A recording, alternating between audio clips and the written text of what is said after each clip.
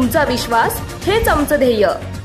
तरुणांना लग्नाचा आमिष दाखवून लुटणाऱ्या 5 जणांच्या टोळीविरोधात कोपरगाव तालुका पोलीस ठाण्यात गुन्हा दाखल करण्यात आलाय। या घटनेत तरुणाला 2.25 लाख रुपयांना लुटून लग्नाच्या पहिल्याच रात्री नवरीनं पलायन केलंय। कोपरगाव तालुक्यातील माहेगाव देशमुख येथील तरुणाचे जालना येथील रोशनी अशोक पवार नावाच्या मुलीसोबत लग्न लावून देण्याचं आमिष दाखवलं गेलं। मध्यस्थ ज्योती गायकवाड मार्फत रोशनीला दाखवण्यात आलं। 8 ऑक्टोबरला चर्चा झाली आणि 11 ऑक्टोबरला लग्न झालं। लग्नापूर्वीच तरुणाकडून मध्यस्थांनी 2.25 लाख रुपये उकळले।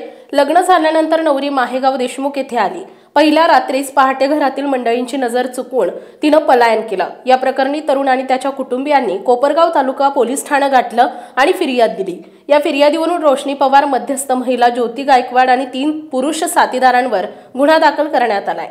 16 ऑक्टोबर रोजी मध्यस्थ महिला ज्योती गायकवाड कोपरगावात येत असल्याची माहिती पोलिसांना मिळाली। पोलिसांनी ज्योती गायकवाडला ताब्यात घेतलं। तिला शुक्रवारी न्यायालयात हजर केलं असता न्यायालयाने 3 दिवसांची पोलीस कोठडी सुनावली आहे।